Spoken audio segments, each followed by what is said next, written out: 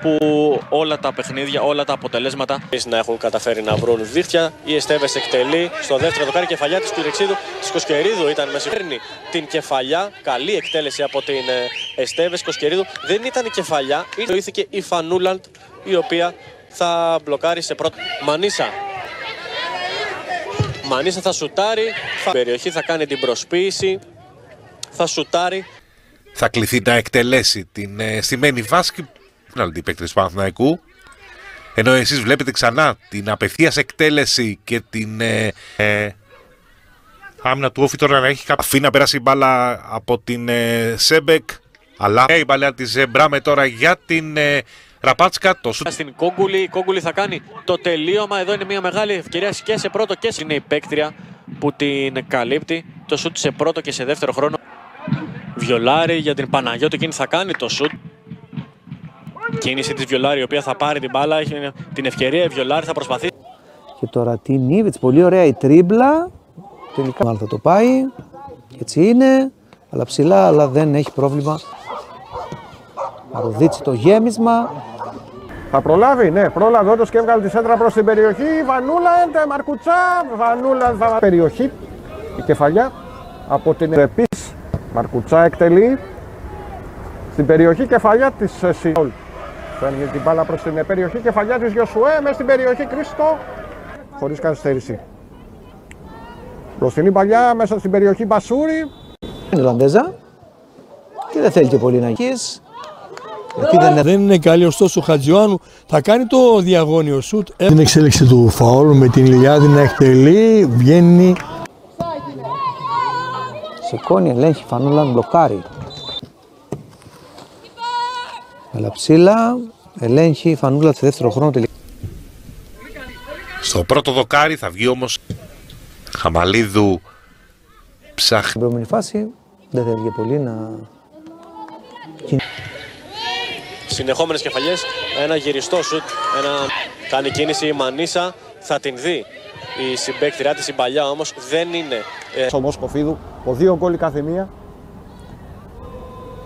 Νικοπούλου είχε ψάχνει να βρει την... Μια βαθιά μπαλιά. Στην κόντρα με την Κατσιγιάννη η ομάδα των Τρικάλων κάνει το γύρισμα. Και το γέμισμα φαίνεται να ελέγχει και διαβάζει τελικά τη φάση. Η Φανούλα θα κόψει. Βάζει για την Ήβιτς. Η Φανούλα διαβάζει τη φάση και διώχνει. Πίση, Τζουτζουράκη θα κάνει κίνηση.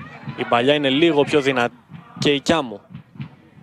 Κεφαλιά της Χατζηνικολάου προσπαθεί να διεκδικήσει την μπάλα. Ο Παναθηναϊκός για να πλησιάσει ακόμα περισσότερο αυτή την απόσταση που τη χωρά από το χώρο του άξονα.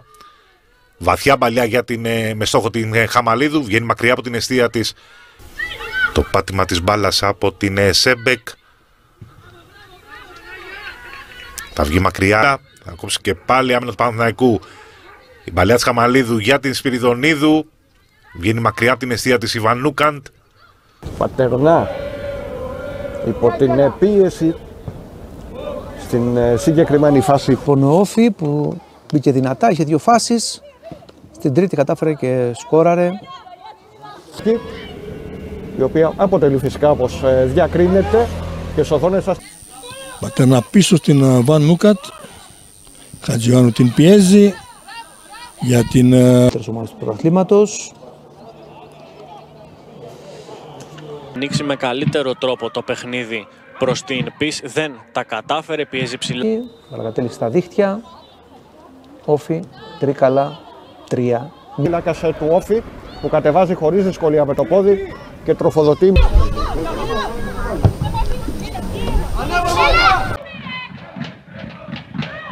Η Φανούλαντ θα δώσει συνέχεια στο παιχνίδι με την Κιδονάκη, ξανά η τερματική της Κόγκουλη προς την σκόρερ, την Βιολάρη, για να έρθει αυτό το προβάδισμα για την ΑΕΚ.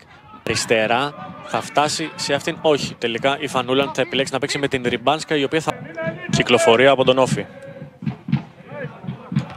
Και ευκαιρία για τον Όφι.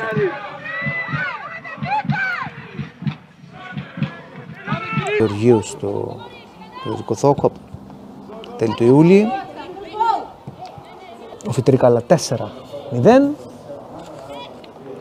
Στο 16 Κιδονάκη το 1-0, στο 20.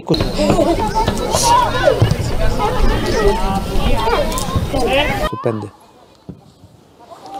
Φανούλα γεμίζει, ψάχνει τη ριμπάν, σκαφτεί το κεφάλι.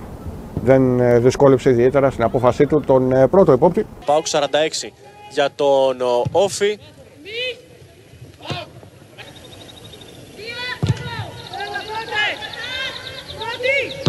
Είναι εδώ η Ρανλή.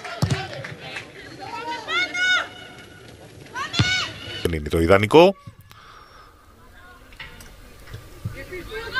Πάντα η Φούρλα έτοιμη να περάσει το παιχνίδι.